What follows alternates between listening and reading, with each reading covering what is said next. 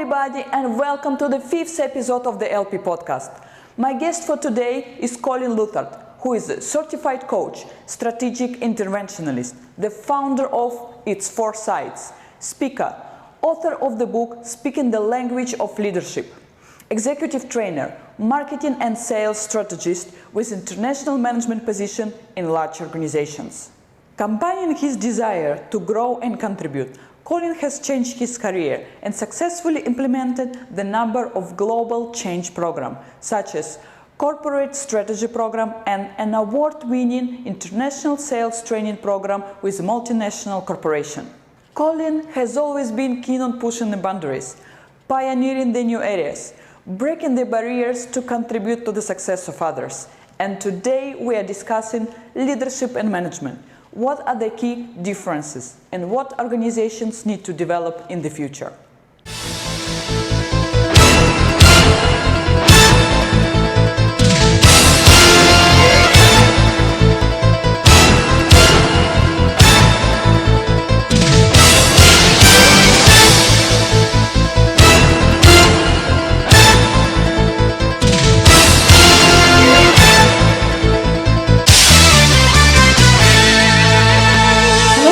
And thank you very much for joining the podcast. Really pleasure to have you here. And I would like actually to discuss about leadership and management today. I believe you are the expert and the absolutely right person to speak about. And during this episode of the podcast, I really appreciate that you can share your knowledge and experience in this area. So that's very kind of you, Ludmila, to invite me for this podcast session, because leadership is one of my passions, and I'll happily discuss that topic with you because I know that you're also in this domain and interested in leadership. So I'm looking forward to a very interesting and engaging conversation. Great. So let's start then. So the terms leadership and management are often used interchangeably. And while there is some overlap between the work that leaders and managers do, there are also significant differences in this. So, what actually, from your point of view, why leadership is important to have in our daily life or in organizations? Why is it important?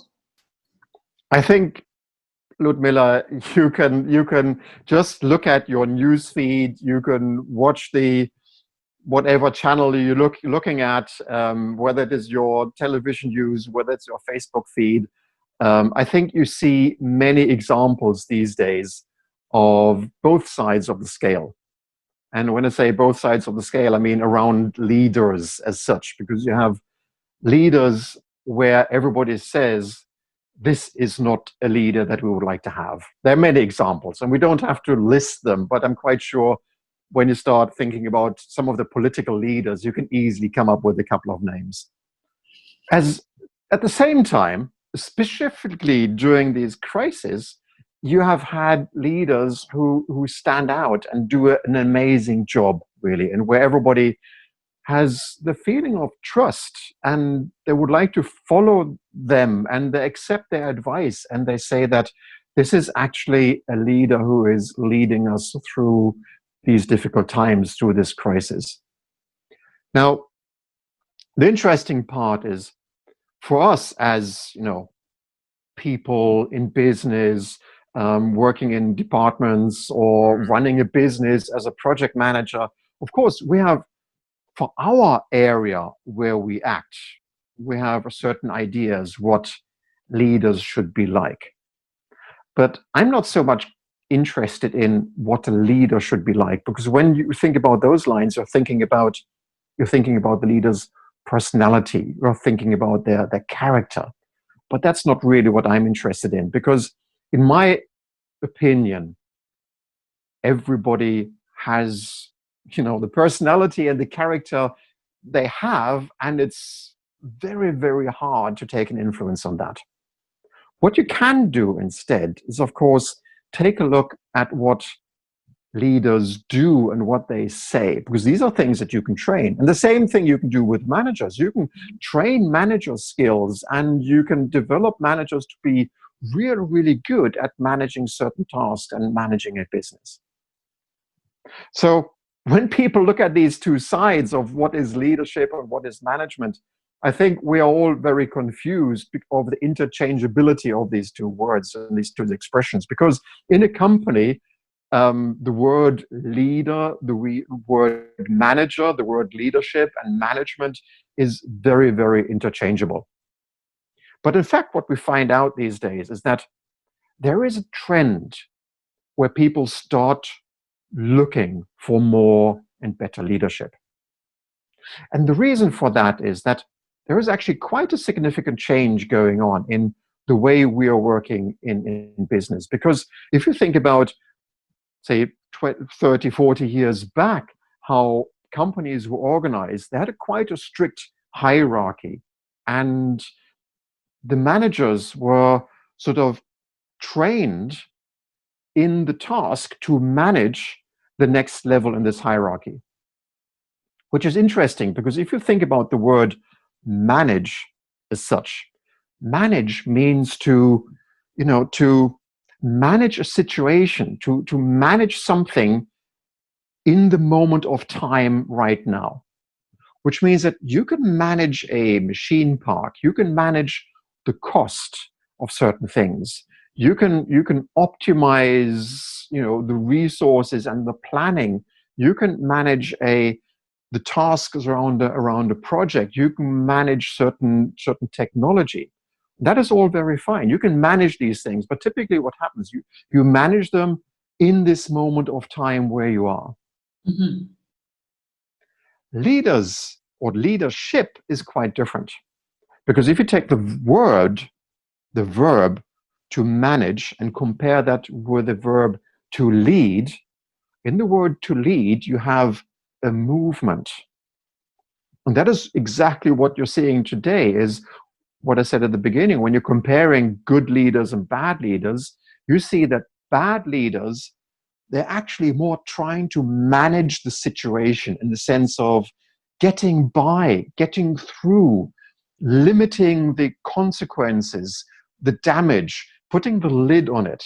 That's what you're seeing these days in these poor political leaders. Whereas when you see good political leaders, you realize that they're looking at the perspective of where they are right now to where the country and the people need to be. And they realize they're in this phase of transitioning. They're in this journey. They're in this way of taking the people from where they are, where they want to be. And they realize that they have to lead the way so that the people can follow them. And because the people are going to follow them at free will. That is what leadership really is about, that you have somebody who is leading the way, and you have other people who realize that this is the good way. We want to be led towards a better future because we don't want to stay where we are. Yeah. So this is really the difference, the managing in the situation versus leading the way. Yeah, that's actually, expert says that manager has subordinates and leader has the followers. Basically, this is can summarize the main difference.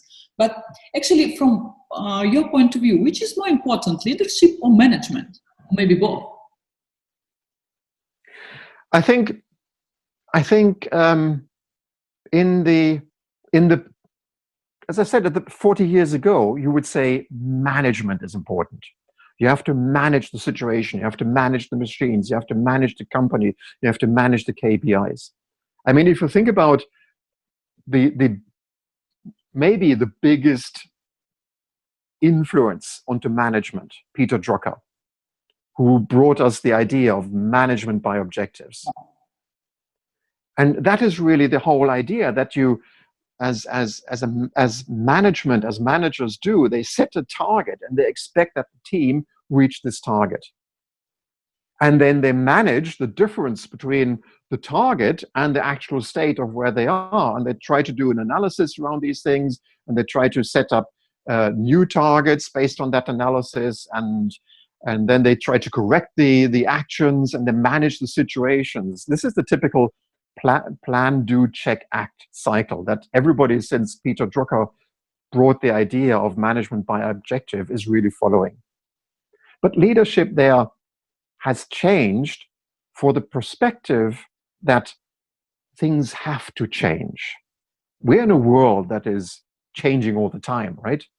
You realize just where you are right now that, hey, when we last met in January and where we are right now, 4 months later, change has been so big in this period. Nobody could have imagined in January what we would have been like in June now at the beginning of the summer. True. But leaders always realize that change is part of their work. Adapting to the change, bringing this change to the people so that they realize that change is actually a good thing. Their leaders realize that they want to lead change. That is how they start leading the people out of that perspective, that is leading them on the way from where they are to where they would want to be. Now, in the current days, I think leadership is becoming more and more important simply due to the situation that you cannot manage so much anymore because everything is moving, everything is changing. So what the ultimate idea of management, to optimize, to manage the situation, to take care of it as it is in that moment, it's impossible if it keeps moving. So you cannot manage a moving situation. You can only lead it. So that is why I think today it is much more important to have leaders in a company and less of managers. There is still a certain amount of management as such that you have to do because you're still managing the cost situation, you're managing resources, you're managing machines, you're managing KPIs, you're managing certain situations moment by moment. But it's becoming much more important to lead the teams, to adapt to this new situation, feel comfortable, to get onto this journey and look into the future and say, okay, how can we get there? So they coexist, but it's much more important to develop leadership these days. Okay, but in this case, yes, they coexist, and I can see also there is a transformation, like from historical point of view, from management towards more leadership skills. But actually, my next question is, can actually leadership exist without management? That is a good question. And I would say, well, in which context? Because anybody can lead anything. We are looking in an organization, for example. So we have in organizations, we have, manager of this, we say like top manager, for example. Is it necessary, for example, that the top manager, because I mean, he has official title, a manager, can he be like a leader, but doesn't have the managerial skills? Or, I mean, any manager in an organization, for example, could be also like department manager. Or it has to be also have some sort of combination of both, actually, management, the people, the situation, the processes, or it can be just basically lead organization. But at the same time, if we look into different structure of organizations, because before, again, from historical point of view, they were more hierarchical, more vertical organization structure. Now, some of the companies, like actually could be in consultancy organizations, adapting their horizontal organization structure, where they don't have actually managers. Is that they're all like equal partners, so I don't know, like just consultants, when there is no vertical structure. Basically, there is no managers. So this is different, views of organization, and how in these points actually is in both vertical and horizontal structure could be only leadership without management, or also management should be present as well? In the way I look at this situation, I'm looking at it out of the evolution or revolution that is happening in businesses. And something that is happening right now is the impact of artificial intelligence.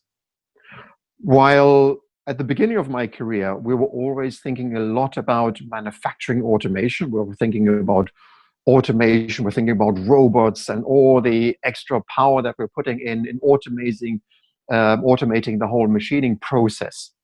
That has had a huge impact on how we're working and how we were working at the time and how the factories look these days. What we are just on the edge of seeing is the impact on artificial intelligence, not so much on the way we're manufacturing, but on the way we are managing the businesses. Because what is really happening with this artificial intelligence, it is opening up for immeasurable opportunities to automate office work.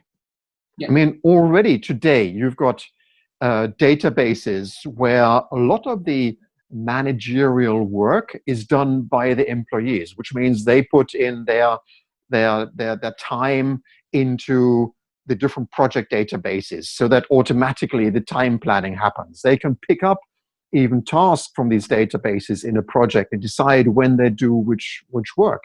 You can have HR databases that take care of all the managing work and tasks that a company would have around managing their personnel.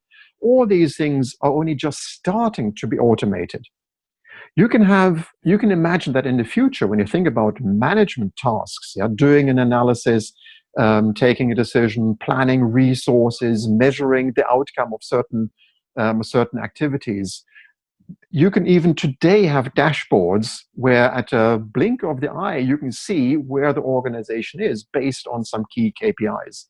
You can imagine having artificial intelligence that is taking all these decisions for you, whether you should focus on one KPI, change some initiatives on the other side, put some more resources so that you rebalance your KPIs. What I would like to point out with this is that I believe that artificial intelligence in the future is putting us on a direction of automating management. All the management skills further down the line can be run by computers.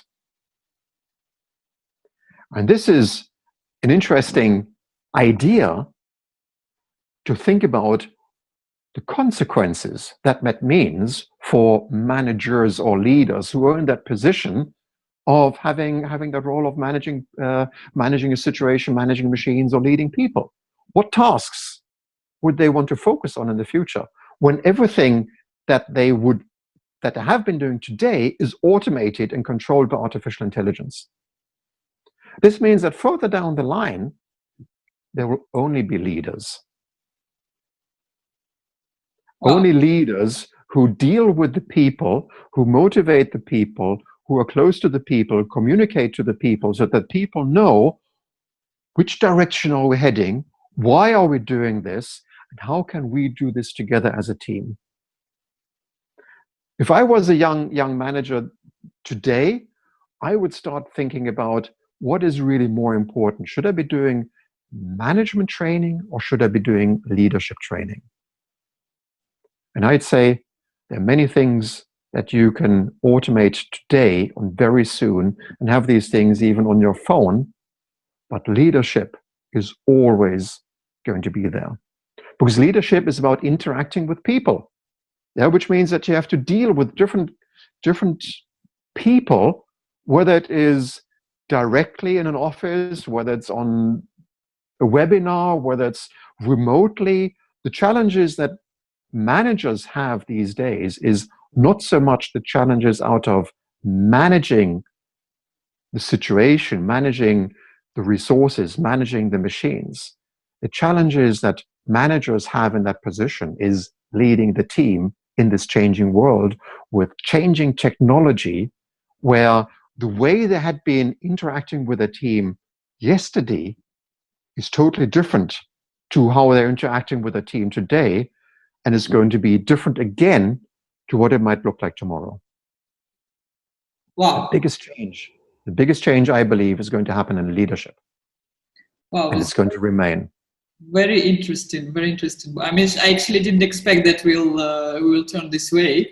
And yeah, I actually had the next question, whether can leadership replace management organizations, but I think you already replied on this. But in this view, actually, I wanted to ask, what from your point of view is the pace or speed when actually artificial intelligence can replace, like say, maybe not completely, but the majority of the manager tasks, so that, for example, position in organization as a manager will not longer be required? That is a very interesting question, and as much as I like, and as much as I teach, for instance, trend analysis, which I think is one is a very powerful tool for leaders to know so that they can lead their team. Mm-hmm. I don't really have enough data to be able to make such a judgment, Ludmila. That would be way out of my range to do that. No, But yeah. but I think I think I would like to take it from this perspective. You see, there are many really good management schools these days, and when you put somebody, promote them into the role of becoming a leader, you have to start thinking, of course, what do they need to know? What do they need to learn? And when you put a young, let's say, a young talent into the role as a leader, you have to think, okay, where are they coming from? And where they're coming out of an area where they have been extremely successful in the role that they've had. And when I mean they've been extremely successful, they have been focusing on the profits in that area of their responsibility. They've been creating plans that really help them to hit the mark. They have been showing a problem solving ability that everybody respects their competence and their ability to get things done. And in the end, they always have been showing progress in a way that they've even been able to inviting others to join them on their quest. And these people, typically, they get then spotted as talent in companies and possibly promoted to become into their first leadership role. Now, in that role, they then start looking at the team around them and they realize, the people around me are not as good as me. I know much more how to solve their problems, how to plan their work, how to get things done. And the challenge really is in that moment is, if the leader realizes that they are better than the team, they have to stop right there in that thought and saying, okay, great. I am not supposed to be the one who's better than everybody in the team. I am supposed to be the one who is leading the team. And everything that the team is doing, everything that the resources that the team is consuming, the cost that they're following up on, and the deliveries that they're creating and the quality that they need to measure to do a good job, all these things, they can be automated. And maybe artificial intelligence is going to help the team to do these things automatically. But the manager doesn't need to be worried about these things, because these are things that the leader, in this case, can delegate to the individuals. They can delegate the follow-up of the cost. They can delegate managing the time of a whole team. They can delegate measuring the quality of what the team is delivering. They can delegate how the processes in the team are working and how they can increase the efficiency. See, all the management tools today, leaders can delegate. But there's only one role they cannot delegate, and there's only one role that artificial intelligence is not going to help them, and that is leading this team. So when this young leader is faced with that situation and they say, oh, I am the best one here on the team, that is when they have to change the perspective and stop comparing themselves with the team members and start thinking and learning about the role of being a leader. And this was a situation that I encountered when I was coaching, invited to coach a group of really good managers who've been running a successful business for many, many years. And over a 2-year period, when I was coaching them, they were able to change and become really effective and really great leaders. And what great leaders can then achieve is that the team that they had before here, which they were, let's say, managing, when they changed their perspective and started leading the team became nearly 50% more effective. They were able to produce and deliver 50% more in comparison to where they were before, without any investment, without any reorganization, without any restructuring, without the help of the markets, just because they became more efficient, just because the managers understood their role of being leaders in the team instead. That difference I happen to document then in my book, Speaking the Language of Leadership, because what I discovered here, it's not the management tools that made the team more effective. It is the way the leaders interact with the team so that the leader helps the team to be more effective in their interaction. And that is quite a significant difference versus being a manager in that situation and managing the cost and the time and other KPIs that the team is working with. So what I'm saying is everything within management today, you can delegate or you can automate. But in that role of being a manager, in that position, there's one thing that you cannot delegate and you cannot automate. That is being a leader. Wow, that's very, very interesting point, really. But you mentioned young leaders and when they compare themselves with the team members. From your point of view, how actually age is important to be in a leader? Because before, it was generally said that to be in a manager, you need to get some experience, work in different maybe projects, different organizations, managing different teams and so on. But how is the age actually is important for a leader and to be a good leader? Or is it something like skills which you were born with? That's a very interesting question because if you look on the internet, on LinkedIn discussions, sometimes you come across the discussion around, well, are leaders born? Can you train leadership? And the agreement is typically that you can learn leadership just as much as you can learn management. Mm-hmm. But the question is, what do you need to learn? And before we get into that question, what you need to learn, into that answer, let's have another look at your question when you said, well, what does age have an impact on being a leader? Because age is presumably in the relationship of having gathered experience.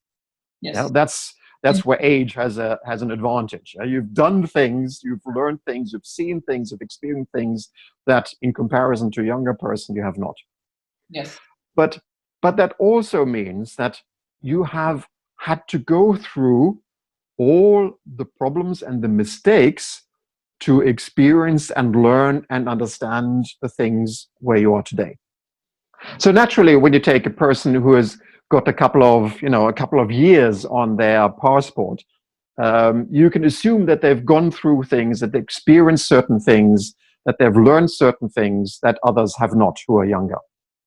So yes, there would be an advantage where you say that an experienced manager has more leadership experience. But then you can ask yourself, well, what type of experience and has that person learned? And has the journey that this person has done to experience and learn everything, to have this sort of experience type of perception, was that really an effective process? And this is where I believe that if you were to train young leaders around a concept of leadership, which is less the concept of the personality or the characteristics of being a leader, but really the elements of what leadership means in comparison to what management means, you could develop much more effective and younger leaders in a much more shorter amount of time. Because what leadership training in many cases fails to do, and I don't mean management training. There is very good management training that can train people on management skills. These are really sort of been developed for many, many years. They're perfect. But when it's about leadership, you have all these trainings, all these programs, all these analysis that can help you as a person to be better. And that is great. You can have emotional intelligence courses, you can have communication courses, you can have personality analysis and whatever there is. You can have anxiety, stress training and yoga and meditation, everything that you can have today that people associate to leadership to make you a better leader as a person, which is good. But it doesn't really help leaders in their interaction with their team. Because the point what I would like to make is the interaction with the team, very often these types of trainings are put down into communication as a big box. You have to be good in communicating with your team. But that's not good enough. It's too rough. Communication makes, communication is like, it's everything. We're communicating all the time. But would you agree with me that maybe communicating about the goals and communicating in an individual conversation where somebody is not following the previous decisions that you've had in a meeting might be a little different? Absolutely. So that is why in my program that I developed here and that I was describing and speaking the language of leadership, I was looking at the different sides. That's why I call it's 4 sides. I was looking at the different sides of communication. And what I discovered is that there are 4 sides as a leader where you would want to master your communication. And these 4 sides are significantly different. And when you miss one of those sides, you start losing your team in their motivation, in their efficiency, in their way in reaching the goals and delivering according to the expectation that your team has to reach. And I'll give you just one example, and you will see immediately. Maybe you've been assigned to a project and been talking to your management team around the assignment of your project, and you're totally bought into this project, and you're ready to go. You're full of enthusiasm, and with that enthusiasm, you go and present this project idea to your team. And your team, presumably, maybe is not so keen on this goal like you are, but there are 1 or 2 of the team there who actually get your idea and buy into the goal that you're trying to achieve. And this enthusiasm that you get from 1 or 2 people on your team, if you take that and believe that everybody else in the team is bought into the goal that you're trying to achieve and they're ready to join the journey where you're going to lead your team from where they are right now to where they should be delivering against these goals. If you take that as an indication that your team is bought into your journey, you're going to make a big mistake. Because from that moment on, you're going to spend a lot of time, as whether you're a project manager or a team leader, you're going to spend a lot of time trying to get everybody else onto your journey because you missed onboarding them right at the beginning. And this is what happens every day. That's why managers, out of the experience, they say, but okay, then I use my position and then I use my experience and I tell the team, this is what management has decided, this is what we're doing. And we expect that based on the authority that the manager has, that the team is going to follow. And then the manager does the same mistake because they take the non-objection they see in the team and say, okay, now the team has accepted this goal. But the same thing is going to happen again, that the manager later on, when it's about taking decisions around priorities and just following up on the people's activities, whether they've started work on the project, they suddenly realize it is not really happening to their expectation because they missed the agreement on the first side of its 4 sides of leadership. They missed getting that agreement around what direction are we heading? What is the path? What is the goal? Why is this important? The people are still stuck in all these questions. And while then the leader has already been running off and expecting everybody else to follow, they suddenly realize it's not happening. And they lose a lot of time because they missed already on the first side of its 4 sides of leadership to onboard the team and get the agreement. And getting that agreement is communication, but it's a totally specific type of communication that you need to master. Wow, very interesting points, actually.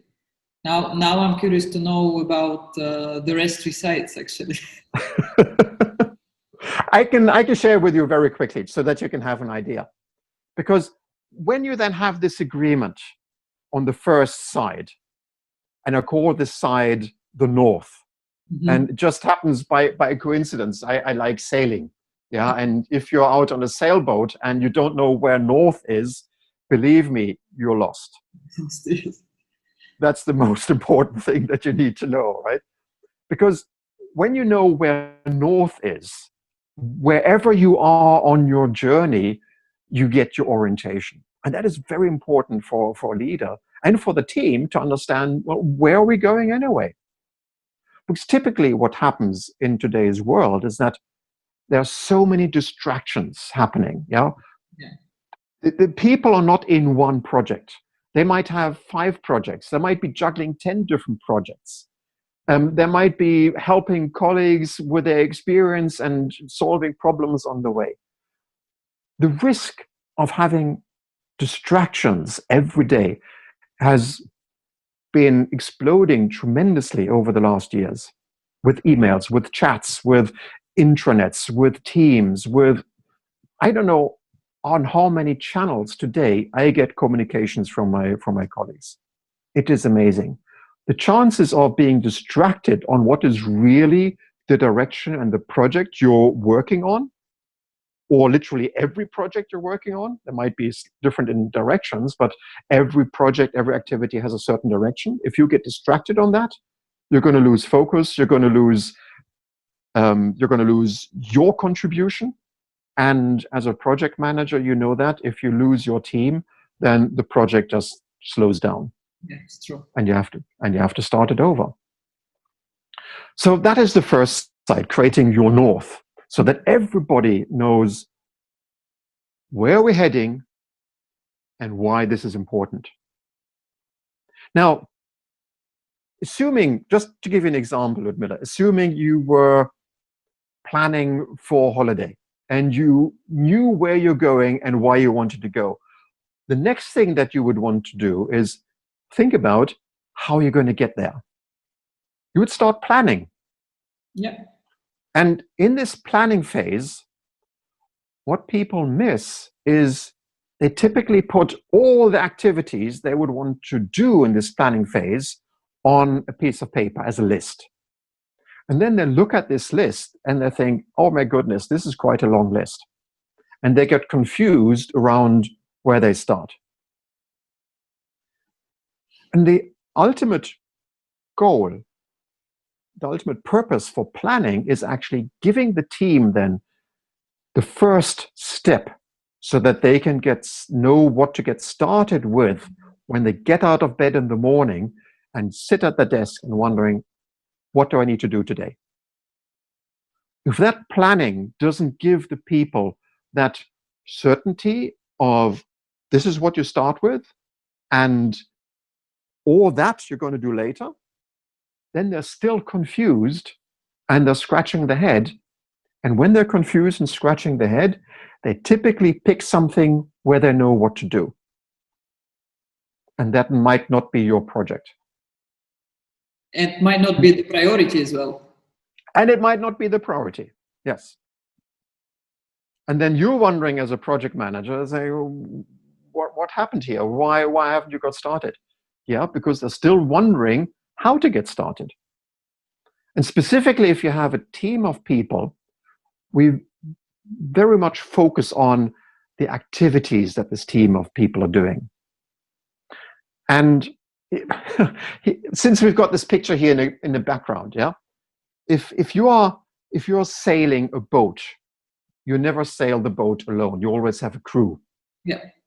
So, as an example, the activities that we think about when we're managing a task, when we're managing a project, when we're managing a department, the activities that we typically think about is everything that has got to do with managing the boat. Yeah, we can fill up the tank. We can bunker the water. We can trim the sails. We can run the engine at a certain speed. We can have a certain course. We can have a certain deviation and a track through the water. And all these things we can manage. But what about the team? How often in your projects do you think about, well, what does the team need to do, to learn, to change? And how should they interact so that we can do this journey together?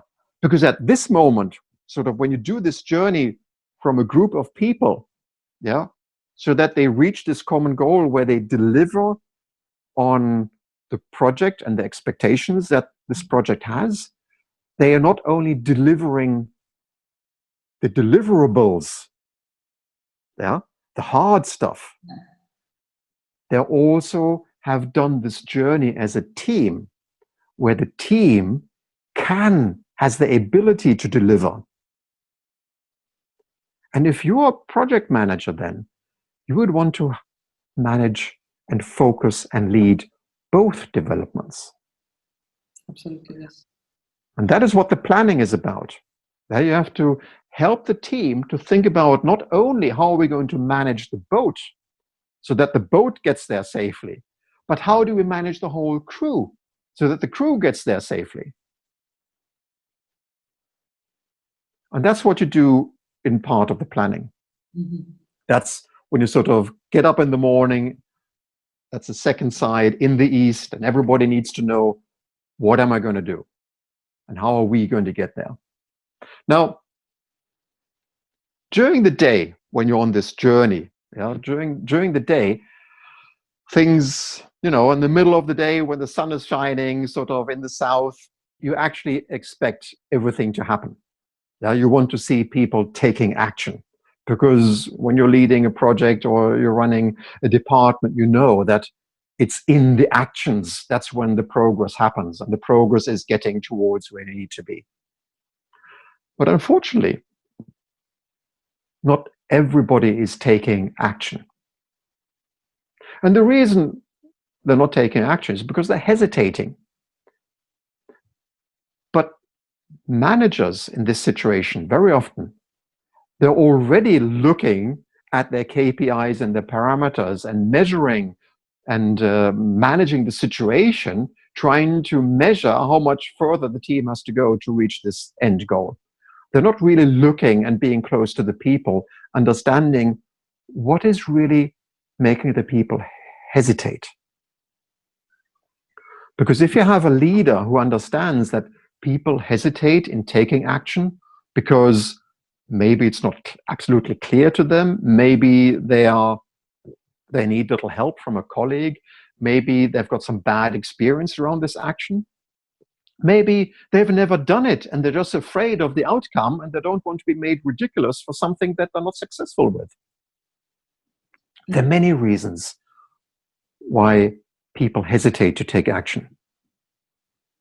But you know that if the people don't take action, your timeline is going to just be longer. Yeah, absolutely. So you want to be close to the people and understand, well, is there anything that is stopping you? Do you understand your task? Are you getting the support from your peers? So that is not only a question of getting the boat to this destination, but also the crew has to have fun on the journey. And if there are two people on the boat who are hesitating and they're not having fun, then as a leader, you want to pay attention and step in and help them. That's the third side. That's in the south. On the fourth side, it is looking at what is really being achieved. What is the progress? What is the contribution of the people? And maybe this is where management and leadership differs quite significantly, because if you are managing the project, of course, you're looking at the KPIs, you're looking at the cost, you're looking at the time consumption, you're looking at the distance between the end result and where the team is, and you're measuring that gap all the time. That is what managers do, which has to be done on occasions. What is much more important is to give the feeling for the people that they have made a contribution. And not so much in the numbers, because many projects that are being led these days are projects where the team maybe has never done that journey before. They're sailing out in waters where they haven't been before, so they don't have any experience and hardly any reference. So how can then you give them the feeling that they have contributed? Well, what you would want to look for in this case is to see, are people putting in an effort? Are they putting in an effort in the right place? Yeah, and this is a very fine distinction, because when people know where they need to put in the effort and they put in the extra effort, even if the result is still far away, and even if you've got headwinds and you've got tides against you and there is a storm coming up and whatever, if you know that they're putting in that extra effort, you know that you're going to achieve anyway. Because it's the effort that's going to get them there. And you would want to share and give them that feeling that the effort made the contribution, even if the contribution was very, very small. But if you're as a leader, if you don't see the people doing the extra effort on things they're uncomfortable doing, they're not going to do the new things that need to be done to make that difference to get where you need to be. Yeah, that's true. What actually I can see what's happening in different organizations, actually in various industries, that people more managers, I can say, or more focus on the deliverables and KPI, and they're actually measuring where they are against the plan, and that's actually the only thing. They don't look in all of this perspective which you described, which are actually very important from my point of view.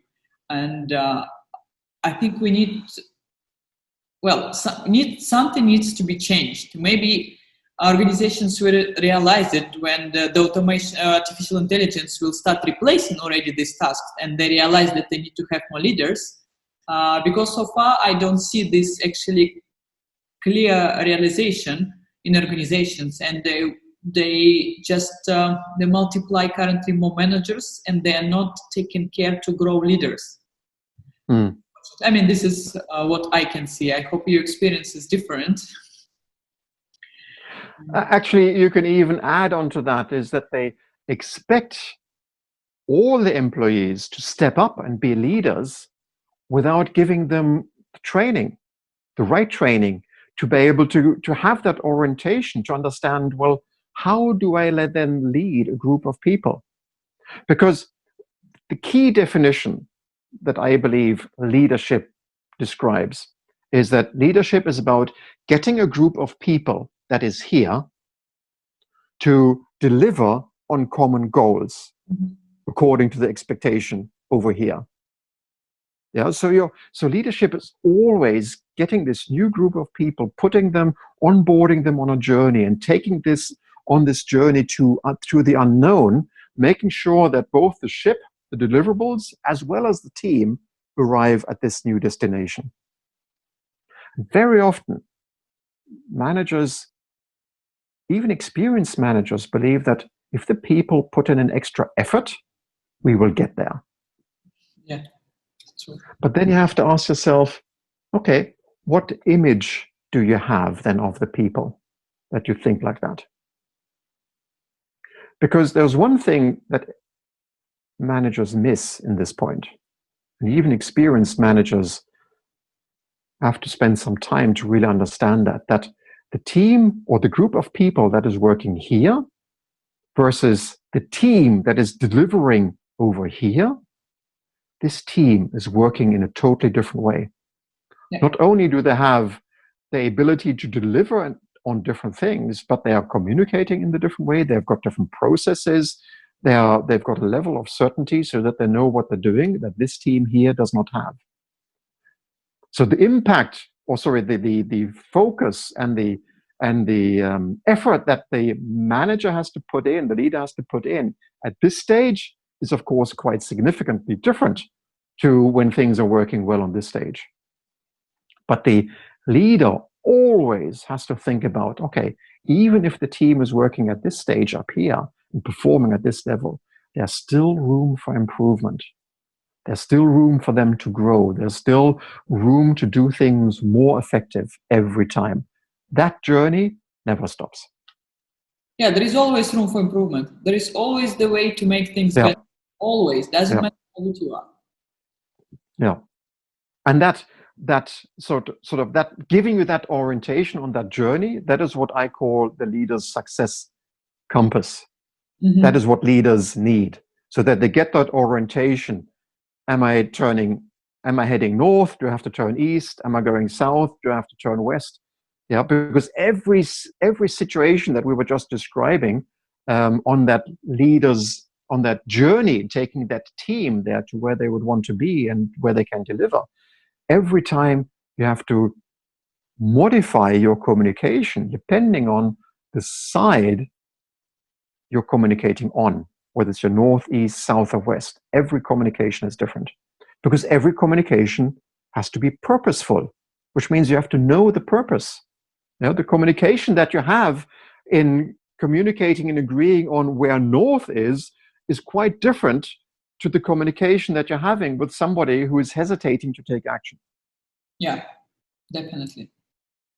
And that is what I've described, and that is what I coach and teach managers about, so that they can understand and how to use this, because it is an extremely powerful tool. Let me give you another example. How often have you been sitting in a meeting where at the end of the meeting, everybody's looking at their watch and have to say, oh, we haven't reached the target of our meeting, we have to reschedule? Yeah, many times. That is a signal of inefficiency. Yeah. That's a signal that the communication that was planned to happen in that meeting maybe never was planned.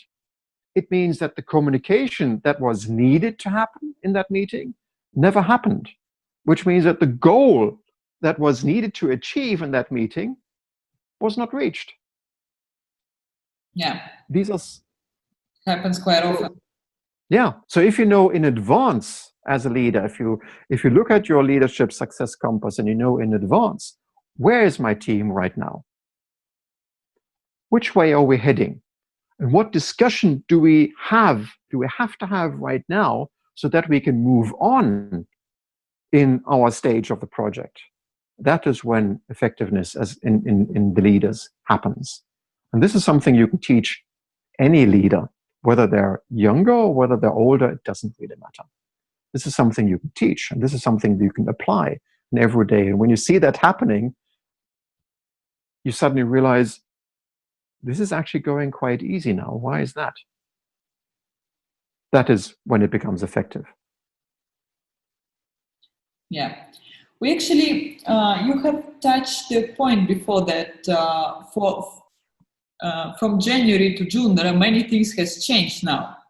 And actually, I have a question regarding management of change. How is it important, and actually how to manage the uncertainty? And I would like also to point out here that I believe the leadership is very important, despite the fact we call it management of change. Exactly. It's an oxymoron. You cannot manage change. It doesn't work. You can lead change. You see what happens, yeah? When the old way of thinking and the old trainings and these ideas create an expectation that you can manage change. You can't, because change is moving from where you are to something else in the future. Managing is managing a situation in a moment. There is no movement in this. So, but let's say leading change is extremely important, undoubtedly. Okay, and what is important here, particularly like to lead the change, let's call it? What maybe skills managers or leaders need to have? Maybe something to pay attention on? Yes. I'm sorry, I was pulling your leg with managing change. Sorry. but in leading change, one of the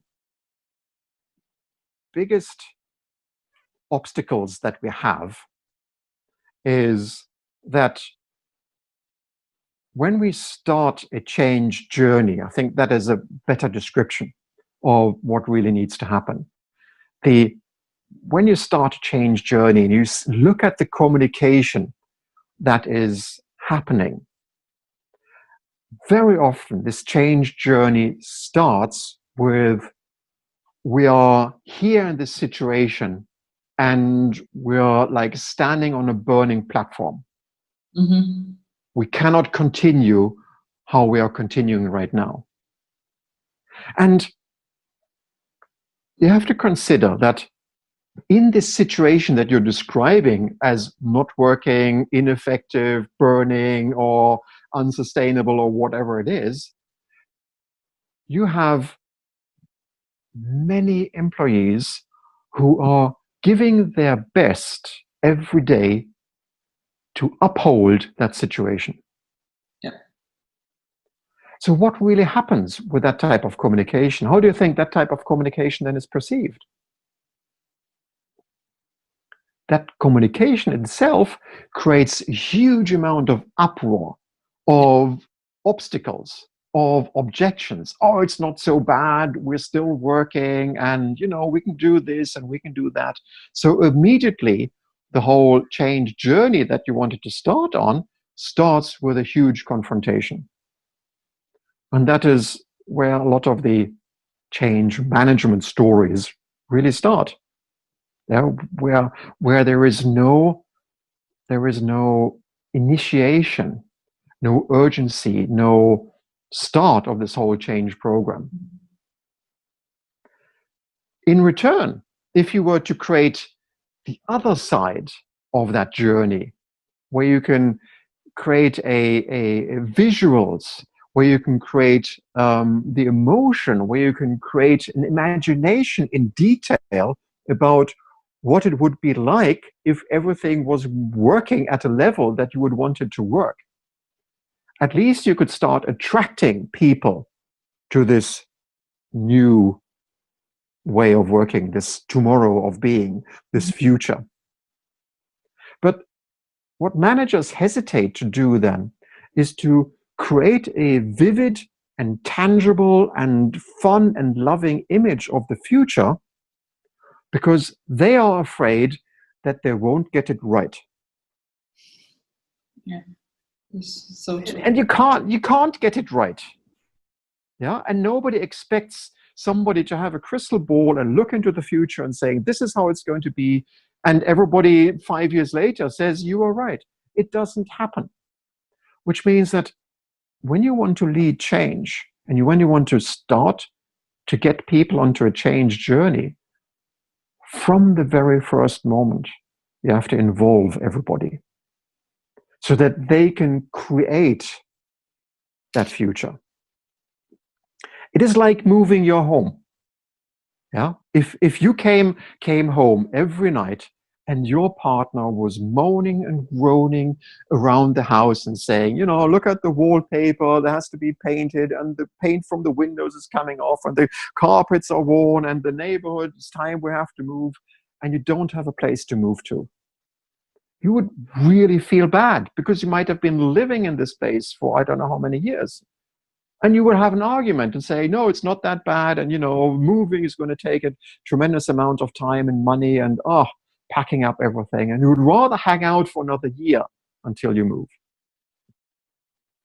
But if you were from the first moment were taken by the hand, and you could go around the different other neighborhoods and try to imagine, what would it be like to live here? And, you know, is there other shops somewhere where you can go shopping? Is there a mall close by where we can walk to on a Sunday morning?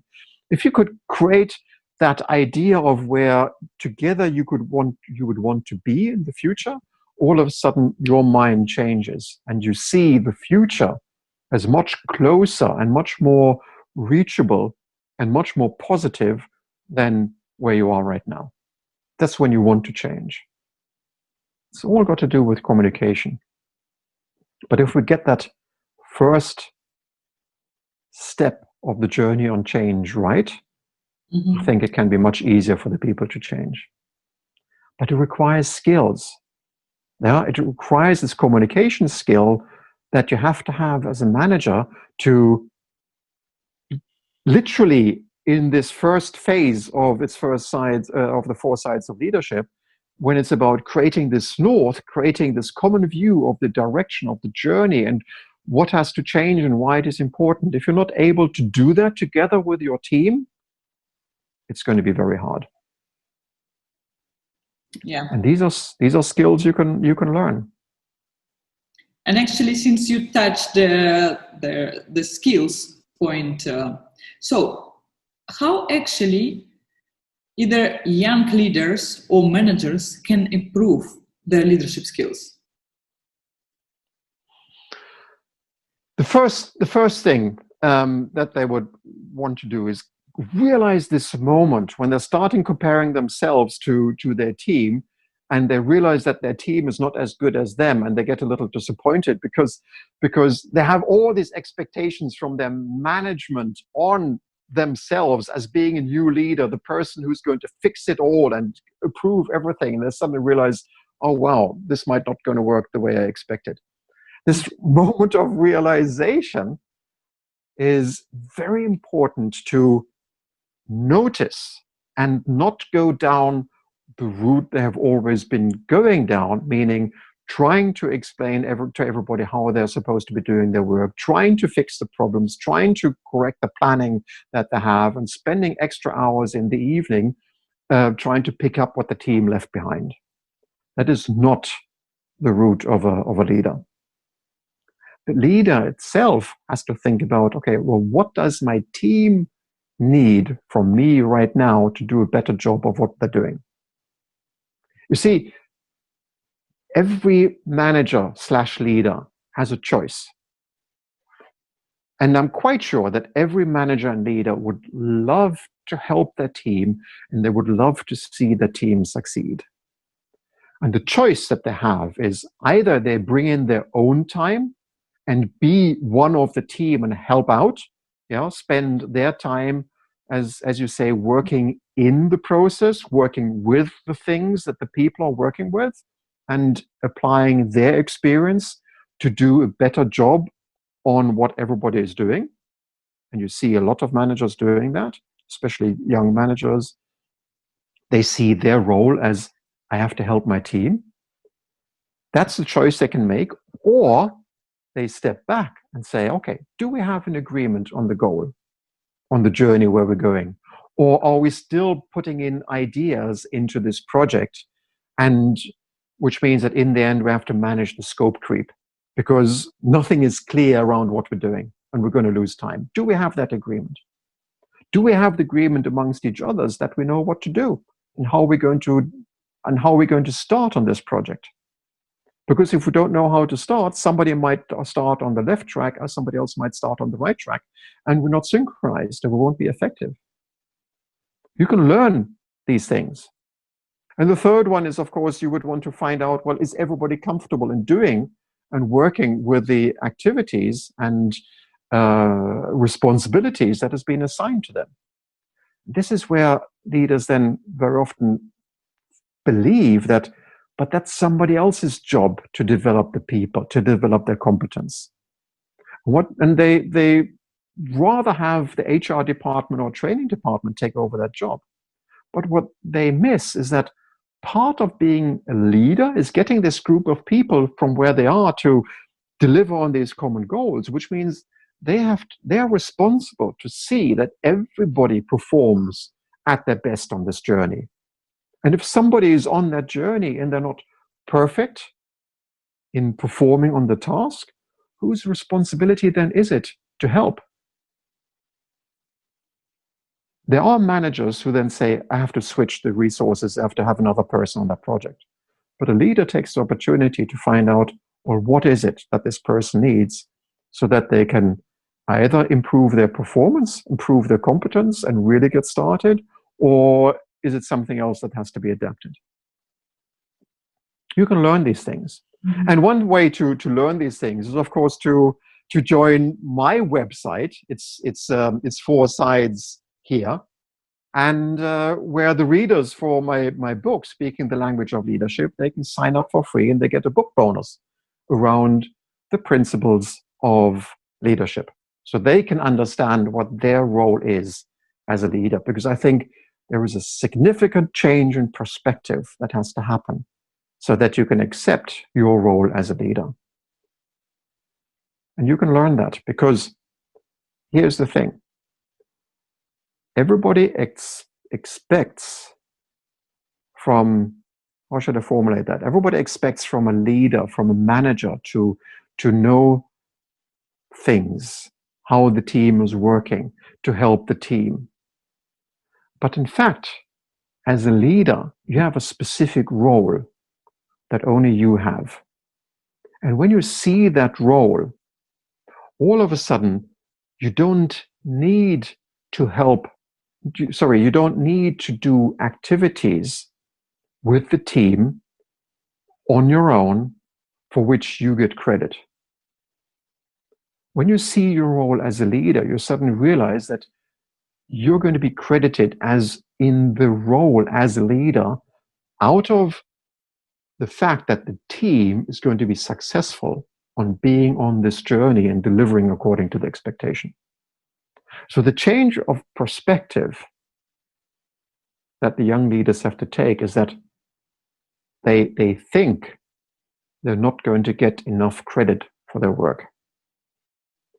But that is not true. They have to change the perspective to see where the credit is coming from. Mm-hmm. Because the credit for their work, the credit for their success is coming through the team and not through their individual contribution anymore. That takes a while until it sits. Yeah, indeed. It's not many managers or leaders actually can realize it. And as I mentioned before, they're measuring their performance, how far they actually from the plan, and what needs to be done to fix it, actually, to reach the plan. And but at the same time, actually, the plan, how the organization's plan is looking backwards, actually, looking in the historical numbers, say like this, what they could achieve in the past, and then they make forecast for the growth rate at the same. Yeah. So it's basically just looking backwards.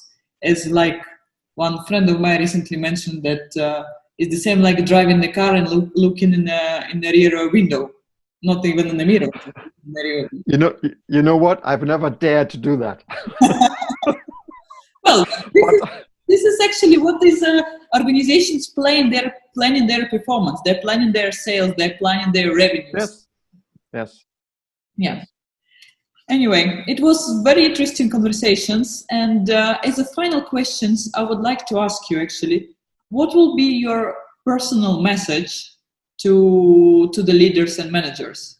Message that I would like to share with the young leaders that is really dear to my heart is that there are many moments when you feel uncertain, when you feel literally scared because you don't know whether what you're doing is going to get you the result.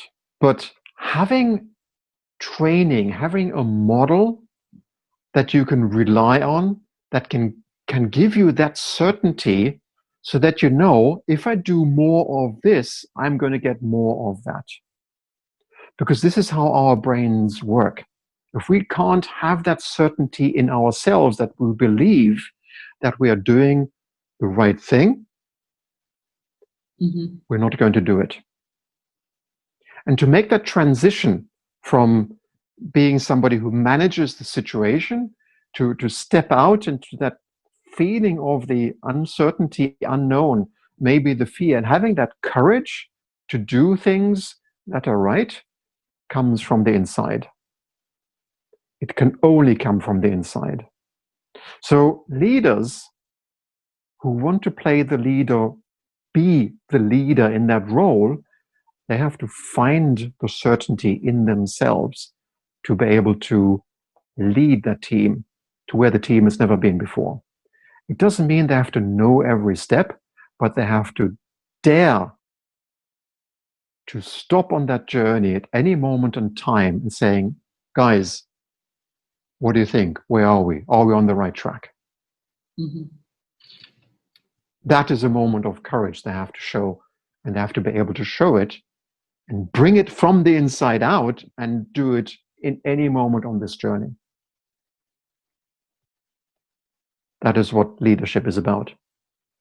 But from that moment on, they have to know clearly how are they going to interact with the team, how are they going to get the team, give the team still that safety of feeling that despite the moment I don't know whether we're on the right track, I still know what we need to do to get our orientation from where we are so that together we can create that certainty that we are on the right track again.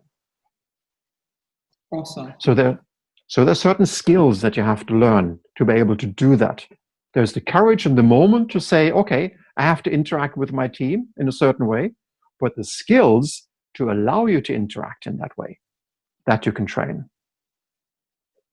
Okay, fantastic. That was absolutely amazing conversation. Lots of things for thoughts, for sure. For sure, I hope audience will have the same things for thought. And thank you very much, Colin. It was very interesting. Thank you, Ludmila, for this lovely podcast for this evening with you. Really appreciate it a lot, talking to you about leadership in a wider sense. And thank you very much. Okay, thank you very much, Colin. Bye-bye. Take care. Bye-bye. That is all for today about leadership and management. I hope you enjoyed the thought-provoking conversation. And stay updated for the next episode.